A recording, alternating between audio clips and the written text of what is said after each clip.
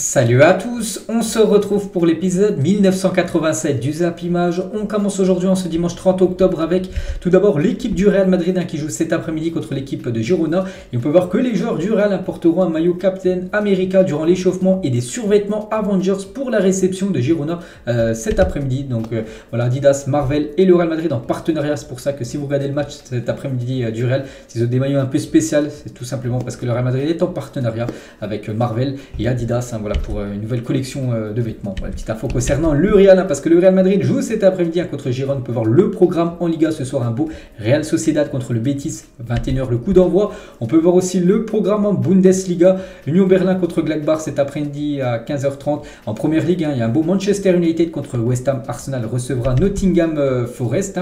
Du côté de la Serie A, en belle affiche, je sais pas, tiens, la Lazio contre Salernitana, Empoli, Atalanta ou Torino, AC Milan. Du côté de la Ligue 1, il y a Monaco contre Angers cet après-midi à 15h, Lorient, Nice ou même Lyon-Lille, c'est la grosse affiche ce soir.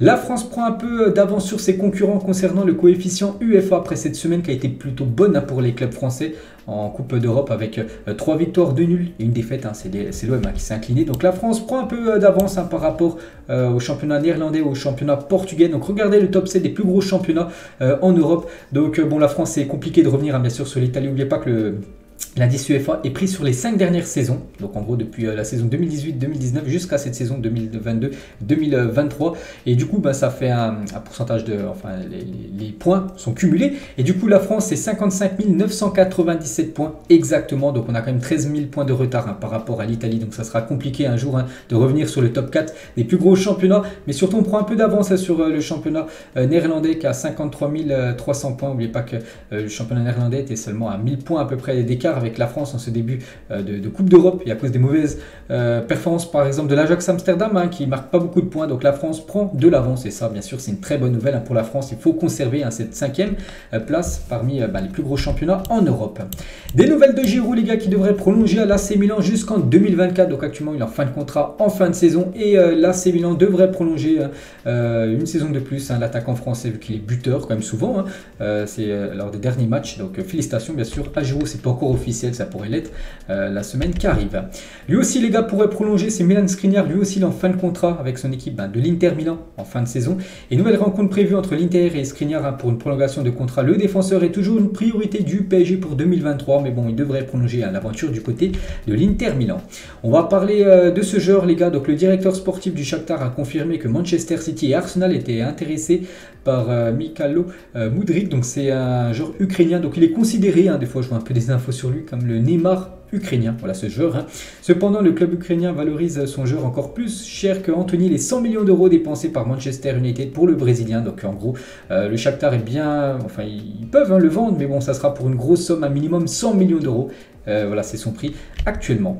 On va parler de Léo Dubois sur la Coupe du Monde. La logique veut que d'autres joueurs peuvent y être, mais je sais ce que je peux apporter. J'ai un vécu de 3 ans avec 2 compétitions intercontinentales. Le 9 novembre, je serai devant ma télé pour regarder la liste. N'oubliez pas que le 9 novembre à 20h sur TF1, Deschamps donnera cette liste des 26 joueurs retenus pour la Coupe du Monde. Léo Dubois espère entendre son nom. Toujours avec Dubois sur Galatasaray, son nouveau club. Le recrutement a été ambitieux avec Icardi, Mata, Mertens, Seferovic. J'avais contacté Bafé Gomis avant de signer. Il m'a dit qu'il y avait tout pour m'épanouir ici, qu'il n'y avait rien d'équivalent que de gagner un titre avec le Galatasaray, bien sûr avec cette ambiance très spéciale, bien sûr du côté de la Turquie. Et Léo Dubois par rapport à son ancien club qui était Lyon. Lyon restera un passage très important dans ma carrière où je suis devenu international. Je n'ai aucun regret, sinon que la fin aurait pu se passer différemment, parce qu'il est parti du jour au lendemain quasiment clash avec cette équipe lyonnaise. J'aurais dû partir autrement, peut-être par la grande porte, parce qu'il est parti par la petite porte, l'ancien capitaine lyonnais. On va parler de la Super Coupe d'Espagne, et c'est officiel, cette Super Coupe d'Espagne se jouera à Riyad en Arabie Saoudite du 11 au 15 janvier prochain, donc 4 équipes participeront.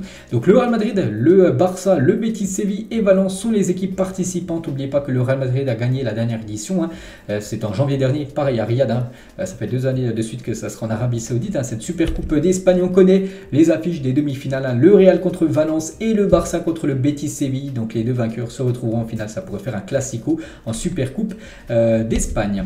En 2005, alors qu'il se promenait à Sao Paulo, Mike Tyson a frappé un journaliste et a cassé sa caméra. Il a été condamné condamné par les autorités.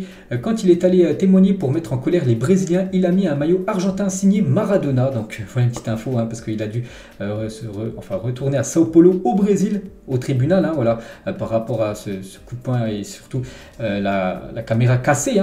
Et du coup, il avait mis un maillot quand même de l'Argentine au tribunal, en gros, pour mettre un peu la rage, bien sûr, aux Brésiliens, parce que vous savez que le Brésil et l'Argentine niveau football, il y a beaucoup de rivalité. Mourinho, il a dit il y a des moments de la vie qu'on n'oublie pas. Quand mon père est mort et il savait à quel point il était important pour moi, il m'a appelé. Quand sa mère est morte, j'ai répondu de la même manière. Ce sont des choses que les gens ne voient pas, tout simplement. L'amitié entre Mourinho et Guardiola a bien sûr beaucoup de respect. La femme de Kevin De Bruyne, elle a dit parfois à la table, je suis sur le point de dire chérie, tu peux me passer la salade. Et avant même que j'ouvre la bouche, la salade est dans mon assiette. Il voit des choses que les autres maris ne peuvent pas voir. Voilà ce que peut dire la femme de Kevin De Bruyne sur son mari, Kevin. Voilà, qu'anticipe toujours tout à l'avance. Une intelligence artificielle, donc en gros un ordinateur a programmé pour la Coupe du Monde 2022 et prédit une défaite de l'Angleterre en demi-finale face au Portugal. Nous aurions ensuite le droit à une finale Portugal-Argentine, Ronaldo, Messi. Bon, après c'est un ordinateur qui fait ça, maintenant on sait que la vérité c'est sur le terrain, mais imaginez les gars, Argentine, Portugal, Ronaldo contre Messi, finale de Coupe du Monde, ce serait tout simplement incroyable. Mais bon, j'espère que ce ne sera pas ça, j'espère voir la France moi en finale. Après ça peut être contre le Portugal ou contre l'Argentine, peu importe, mais j'espère voir les Bleus. Luis Diaz, il a dit un club pour lequel j'aimerais bien jouer à l'avenir, le FC Barcelone. Donc voilà, peut-être un appel du pied tout simplement de Luis Diaz envers le club Blaugrana. Il aimerait évoluer du côté de la Catalogne. On va parler de Araujo, les gars. Aura prouvé par son absence qu'il est indispensable à l'équipe. Araujo, on sait qu'il s'était blessé, c'était lors de la trêve internationale avec l'Uruguay. Donc on ne pensait pas que ça allait être aussi grave. N'oublie pas qu'il s'est fait opérer. Il a donné de ses nouvelles. Ayez confiance dans les plans de Dieu. Il est fidèle et accomplira chacune de ses promesses dans votre vie. Ne désespérez pas, ne perdez pas la foi ni l'espoir. Le Seigneur vous a préparé un chemin qui vous conduira vers ce dont vous avez toujours rêvé. Donc il a mis ce message sur son compte Twitter. Donc en gros il a repris, bon, peut-être pas l'entraînement encore collectif, mais il a repris déjà la musculation pour revenir, et ça c'est une très bonne nouvelle, on le sait, pour le FC Barcelone, parce que le Barça, on sait sur les derniers matchs, par exemple en Ligue des Champions, ils en ont pris quand même 3 en défense, et Araujo manque beaucoup, comme j'ai dit, les gars. Il a prouvé que son absence est indispensable à l'équipe. Par exemple, on sait que maintenant le Barça est éliminé parce que la défense a flébi, l'a flanché plutôt, voilà, donc Araujo n'était pas là. Donc c'est pour ça, son retour va faire un bien fou à cette équipe du Barça. Bon, son retour, ça sera bien sûr après la Coupe du Monde. Le Real Madrid cherche une porte de sortie à Hazard depuis 3 mercatos. Malgré tous les efforts des dirigeants madrilènes, aucun club n'est intéressé. Personne veut d'Eden Hazard, c'est incroyable. Pourtant c'est un joueur de classe mondiale du côté de Chelsea. Mais voilà, depuis 3 mercatos, le Real Madrid cherche par tous les moyens de vendre, de prêter même Eden Hazard, mais personne n'est intéressé. N'oubliez pas que c'est l'un des plus gros salaires du club du côté du Real Madrid, et ça bien sûr ça pose énormément soucis, surtout vu qu'il ne joue pas. Sergio Aguero, il a dit lors de la première saison, Guardiola m'a dit je t'ai laissé de côté parce que tu as grossi cette semaine. Qu'est-ce que j'allais dire, il avait raison, ces choses arrivent de prendre un peu de poids, et c'est pour ça tout simplement qu'il était mis sur le banc, donc il n'avait pas trop compris. Après il y avait une discussion avec Guardiola, il avait dit que tu as pris du poids, tu n'es pas au top physiquement, c'est pour ça qu'après il a travaillé pour revenir au top, Sergio Aguero. Et toujours avec Guardiola, donc souvenez-vous quand Pep Guardiola a voulu aligner Manuel Neuer au milieu de terrain, n'oubliez pas que c'est un gardien de but, en Bundesliga, après avoir remporté le championnat quelques journées de la fin. Donc c'était sûr qu'ils allaient remporter le championnat, il restait 1-2 journées, et voulait faire commencer directement titulaire Neuer, mais pas au but, en milieu de terrain. Le président du Bayern avait finalement réussi à l'en dissuader pour éviter de paraître trop arrogant, tout simplement par rapport à l'adversaire. Ruben Amorim sur Cristiano Ronaldo. Amorim, c'est tout simplement le coach du Sporting. Tout le monde au Sporting rêve de son retour, mais nous n'avons pas l'argent pour payer son énorme salaire, bien sûr, Cristiano Ronaldo. Donc on ne sait pas, bien sûr, s'il va quitter ou non. Pour moi, je le vois comme quitter Manchester United, malgré qu'il a joué là contre Sheriff, c'était jeudi, en Europa League. En plus, il a été buteur, mais bon, je le vois quand même quitter cette équipe de Manchester. Et pourquoi pas un retour du côté du Sporting, mais il faudrait qu'il descende son salaire, parce que voilà, même le coach indique que bien sûr, le Sporting ne peut pas se permettre de verser le salaire énorme de CR7 actuellement. Tout d'or les gars sur le match contre Tottenham, vous savez, mardi après-demain les gars, c'est la finale pour l'équipe de Marseille. Marseille contre Tottenham, un match qui a beaucoup d'enjeux, que ce soit au niveau comptable, voilà, parce que c'est comme une qualification Ligue des Champions aussi, financier, une qualif en 8e, ça rapporte beaucoup d'argent bien sûr, donc nous avons cette finale la semaine prochaine, ça sera un match incroyable, le match de l'année devant 70 000 spectateurs. Jouer ce genre de match est génial, la façon dont les gars ont joué cette Ligue des Champions, ils méritent de gagner ce match, donc voilà, ça reste à voir bien sûr ce que ça va donner, mais Marseille doit absolument s'imposer. Donc voilà ce groupe qui est très serré, les gars. Tottenham 8 points, Sporting 7 points, Francfort 7 points, Marseille 6 points. Donc Tottenham a besoin d'un nul au minimum contre l'OM pour se qualifier. Le Sporting ne doit pas perdre contre Francfort. Francfort, eux, doivent gagner face au Sporting Portugal pour se qualifier. Et Marseille doit absolument gagner face à Tottenham pour s'imposer. Donc en gros, il faut que chaque équipe s'impose voilà, pour être sûr d'aller en 8e de finale. C'est pour ça que ça va être vraiment palpitant, bien sûr, ce groupe de Ligue des Champions. Et on va regarder tous les autres groupes où il y a de l'enjeu. Donc le groupe A, les gars. Donc deux petites finales, Liverpool et le Naples s'affrontent pour la première place et l'Ajax et Rangers pour l'Europa League. Donc en cas de match nul, c'est le Napoli qui finira premier et l'Ajax en Europa League. Concernant les enjeux du groupe B, donc si l'Atlético gagne face au FC Porto qui devra gagner pour espérer la première place, le club sera en Europa League. Et si Bruges gagne face à Leverkusen qui devra gagner pour espérer une qualif en Europa League, le club sera premier. Concernant les enjeux du groupe C, pas d'enjeu, c'est le groupe du Barça par exemple.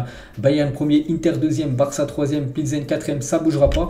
Les enjeux du groupe D, bon c'est le groupe de Marseille, on a parlé tout à l'heure. Les enjeux du groupe E, les gars, donc Chelsea est sûr d'être premier. Milan, Salzbourg vont se jouer à l'ultime journée une finale pour savoir qui se qualifiera pour les 8e. Donc l'équipe qui gagnera sera en 8e avec Chelsea. En cas de défaite de Salzbourg et victoire de Zagreb, ces derniers iront en Europa League. Les enjeux du groupe F, les gars, l'unique enjeu de cette dernière journée est la première place. Le Real Madrid 10 points, n'a pas le droit au faux pas. Donc une victoire du Real Madrid, les gars. Ça sera sûr, ils termineront en tête. Donc Leipzig deuxième avec 9 points attendra un faux pas des Madrilènes. De toute façon, Leipzig et les Real sont qualifiés. Mais après, il faut que Leipzig fasse mieux que le Real Madrid. Donc en gros, si le Real Madrid s'impose, Leipzig sera sûr d'être deuxième. Il y a 0 enjeu dans le groupe G, les gars. City premier, Dortmund deuxième, Séville troisième, Copenhague quatrième. Ça bougera pas. Et le dernier groupe, le groupe du PSG, les gars, la qualification de l'Europa League sera l'objectif du jour pour la Juventus et le Maccabi Haïfa. Les deux équipes sont à 3 points. Donc voilà, celle qui gagnera contre le PSG ou le Benfica ira en Europa League, tandis que le PSG et le Benfica se joueront la première place. Le PSG ira à Turin et le Benfica ira en Israël. Ça sera mercredi. Donc voilà tous les enjeux bien sûr de cette semaine de Coupe d'Europe avec beaucoup d'enjeux. Boubacar Kamara est en avance sur sa récupération et peut espérer jouer la Coupe du Monde. Il devrait revenir dans le groupe d'Aston Villa. Il pourrait même être de retour dans le groupe qui affrontera Manchester United le 6 novembre prochain. Donc là on est le 30 à peu près, le week-end prochain. Il pourra peut-être faire son retour Boubacar Kamara. Pourtant on avait annoncé qu'il était forfait pour la Coupe du Monde et du coup ça s'arrange plutôt bien, on va dire, sa blessure. Donc tant mieux bien sûr pour Kamara. Jamal Musiala par rapport au Golden Boy remporté par Gavi. Tous les nominés auraient aimé gagner, mais Gavi le méritait. C'est un grand joueur qui vient aussi de signer une très belle saison du côté du Barça aussi avec l'Espagne. Et toujours avec Musiala, le grand Barça de Messi, Xavi et Iniesta. C'était un délice de voir comment il jouait au football. J'adorais les classicos entre le Real Madrid de Ronaldo et le Barça de Messi. Malgré toute mon appréciation pour Cristiano, je suis de l'équipe Messi. Donc voilà, il préfère, si on lui dit Messi, Ronaldo, il préfère Messi. Et entre le Real et le Barça, il préfère le Barça, tout simplement. Musiala. Donc lui et son équipe ont fait beaucoup de mal, bien sûr, au Blaugrana, on le sait. Mercredi là, en Champions League. L'arbitre anglais Bobby Madley va faire son retour en Première Ligue après 4 années d'exclusion. Pourquoi il avait été exclu? Il avait été limogé après avoir envoyé une vidéo se moquant d'une personne handicapée à un ami. Donc du coup, il avait pris 4 ans tout simplement il ne pouvait pas être arbitre et du coup il va faire son retour là très prochainement. On va parler de Manchester City mais féminin. Donc l'équipe féminine de City ne portera plus de shorts blancs dû aux périodes de règles. Objectif que les femmes se sentent plus à l'aise et en confiance pendant leurs règles. Plusieurs clubs de la première ligue, division féminine anglaise ont déjà pris cette décision. Donc là ils porteront plus des shorts blancs. Tout simplement. Toujours avec le football féminin, on va parler du mondial 2023. L'année prochaine, il y a la Coupe du Monde féminine et on connaît le groupe de la France. Donc la France aura le Brésil, l'équipe de la Jamaïque et une autre équipe qui sera désignée parce qu'il y a des barrages encore. Donc voilà, le groupe des Françaises. Donc bien sûr, la France est tête de série. Toujours et pour finir avec le foot féminin, donc l'Angleterre et le Brésil s'affronteront en avril à Wembley dans le cadre de la première édition de la Finalissima féminine. Les deux sélections féminines ont remporté l'Euro et la Copa América. N'oubliez pas que le Brésil sera bien sûr dans le groupe de la France. Elles ont remporté la Copa América il y a quelques mois. Neymar, les gars, demanderait 20 000 € pour faire son apparition dans une boîte de nuit, révèle Libération. Donc vous savez que des fois c'est les rappeurs qui font des showcases et Neymar veut bien aller dans une boîte de nuit, mais il faut débourser 20 000 € pour voir Neymar en boîte de nuit. Donc voilà l'énorme montant bien sûr pour le joueur brésilien. Lamine Yamal, les gars, 15 ans, formé au club du côté du FC Barcelone. Il y en a beaucoup qui le considèrent comme le nouveau Léo Messi. Donc il est au centre de formation, la Masia, et il est déjà énorme. Regardez, il a 15 ans, les gars, et il devient le premier joueur de l'histoire à débuter avec la sélection U19 de l'Espagne, les doublement surclassés. Donc un nom à surveiller certainement, les gars. Dans quelques années, on pourrait le voir avec l'équipe première, bien sûr, du FC Barcelone. Quelle époque, les gars, ce maillot collector de l'équipe de l'AG Auxerre PlayStation 2. On peut voir Philippe Mexès et Djibril Cissé, deux légendes de cette équipe bourguignonne. Avant sa nouvelle statue en tant qu'entraîneur, voici à quoi ressemblait Zinedine Zidane au musée Grévin. Donc bon, c'est vrai que vous allez me dire, elle ne ressemble pas trop, mais bon voilà, c'est comme ça, c'est vrai que c'était le personnage de Zidane dans ce musée Grévin. Donc maintenant il a une nouvelle, une nouvelle personnage, tout simplement Zizou. Voilà, donc en mode entraîneur maintenant Zidane, bon, qui est bien plus réussi que l'ancienne. Donc voilà, une petite info concernant Zidane. Et toujours avec Zidane sur Franck Ribéry, qui a pris sa retraite, on le sait, depuis quelques jours. La première fois qu'on a fait un stage en équipe de France avec lui, il m'avait lancé une boule de neige. Les autres joueurs étaient surpris, mais moi je l'ai trouvé génial. Ce n'était pas un manque de respect, ça montrait qu'il voulait se rapprocher tout simplement. Il était très très jeune, il jouait avec la légende Zidane, puis voilà, il voulait bien s'intégrer au groupe, c'est pour ça qu'il avait jeté Zidane pour l'embêter un petit peu, et tout le monde a été surpris, mais pas Zidane, il avait plutôt apprécié Zizou.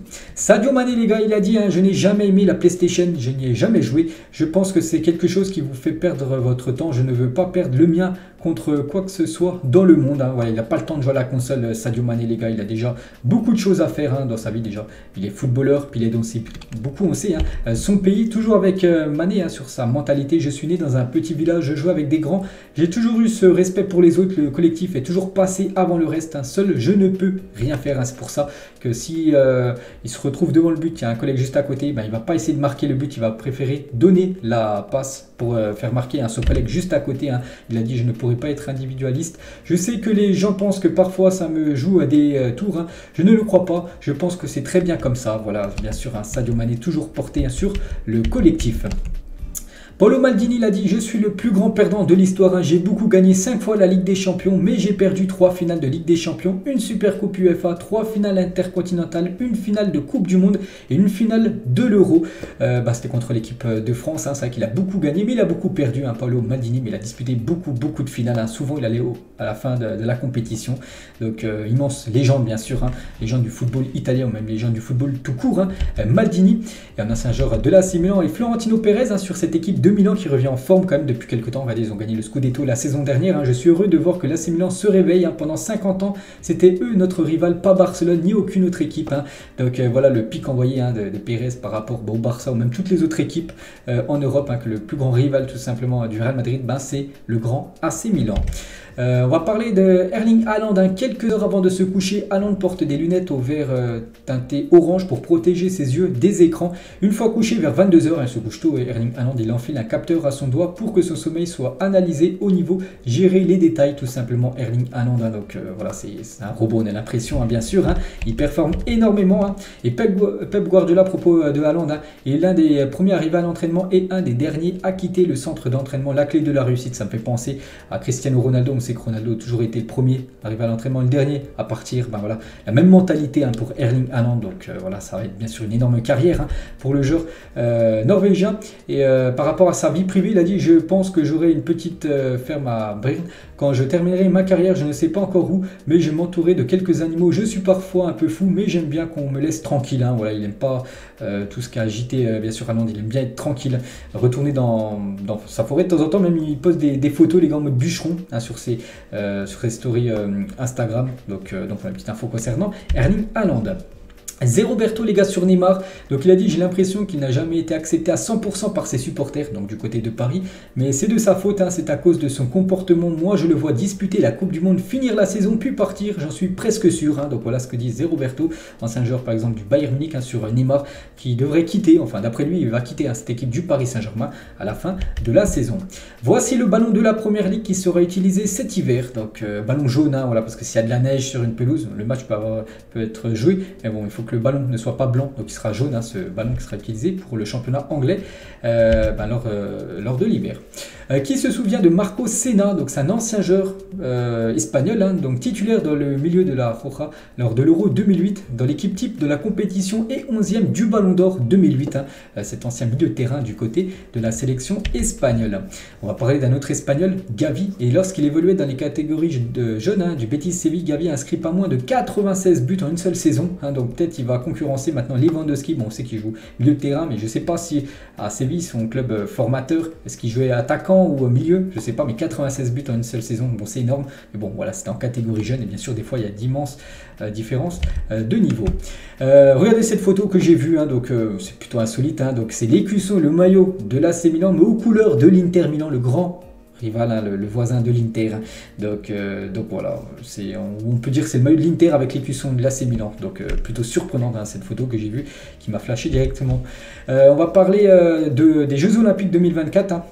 N'oubliez pas qu'il y aura une compétition de foot, hein, et des journalistes du monde entier n'ont pas caché leur inquiétude au sujet de la sécurité qui sera engagée lors des Jeux Olympiques de Paris 2024. Hein, le service des transports dans la région de Lille, où tout n'est pas prêt, est également un sujet épineux, hein, par rapport à ces Jeux Olympiques, hein, du côté de Paris.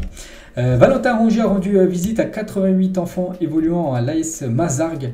Magnifique surprise, hein, voilà, de la part de Rongier par rapport à tous ces fans de football, bien sûr, un fan, pourquoi pas, du joueur marseillais.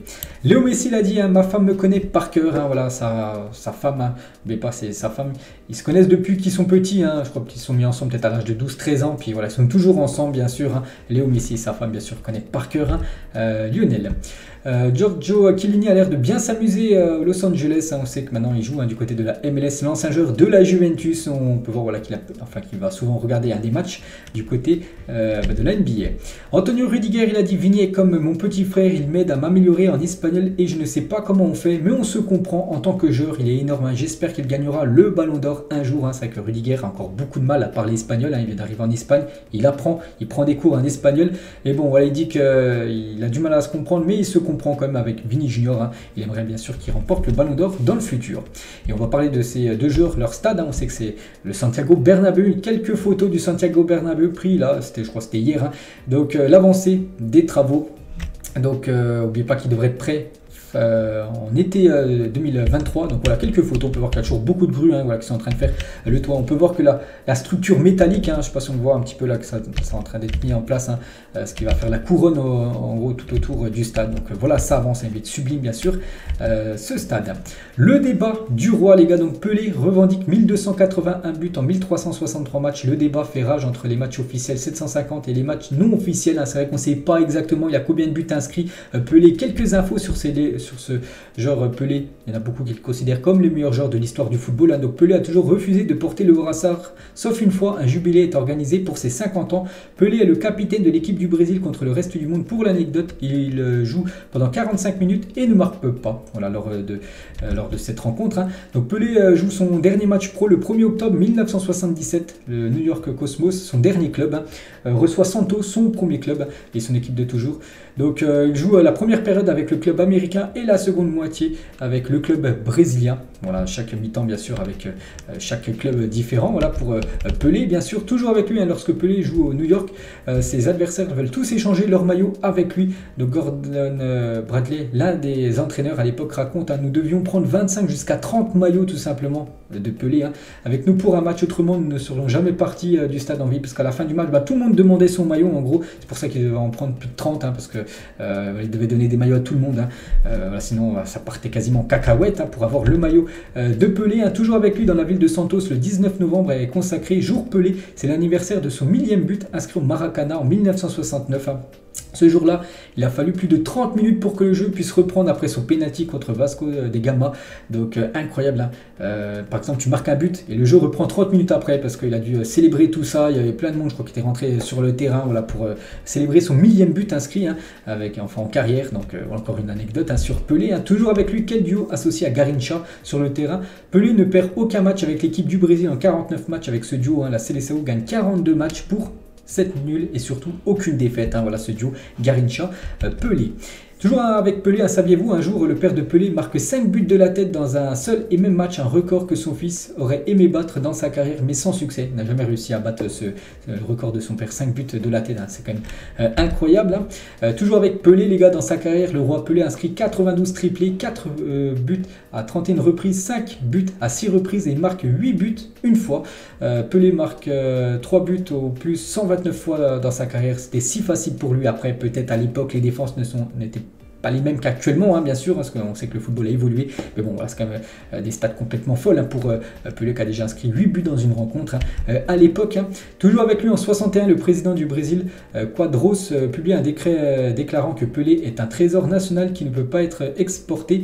Le Santos FC refuse ainsi les offres des grands clubs d'Europe tels que le Real Madrid et l'AC Milan, hein, qui voulaient recruter tout simplement le légendaire Pelé.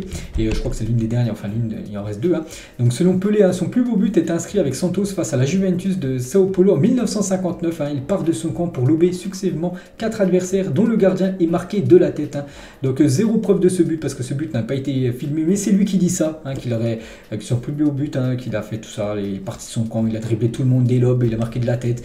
Donc après voilà, on ne sait pas si c'est vrai ou non, hein, parce que ce but n'avait pas été filmé. Et d'où vient le surnom de Pelé? Un jour à l'école, quand il parlait de Bilé, le gardien de but hein, de Vasco da Gama, il se trompe et dit Pilé. Avec cette erreur, hein, ses camarades lui donnent le surnom de Pelé qu'il n'aime pas, tout simplement. Mais bon, voilà, c'est comme ça. Donc voilà quelques infos hein, sur le légendaire Pelé.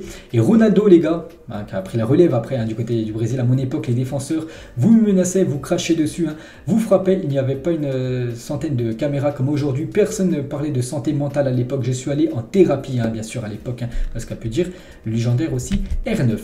L'amour de Manchester City jusque dans la peau, là pour un grand supporter, lui, il faut l'avouer, Manchester City, les gars, tatouage hein, sur le crâne, avec l'écusson de Manchester City, avec des dates, hein, 2012, l'année du titre, hein, souvenez-vous, avec le but d'Aguero à la 93e minute, qui avait donné à l'ultime seconde le titre de vainqueur du championnat anglais. Donc voilà, lui c'est peut-être le plus grand supporter de Manchester City hein, de l'histoire du foot.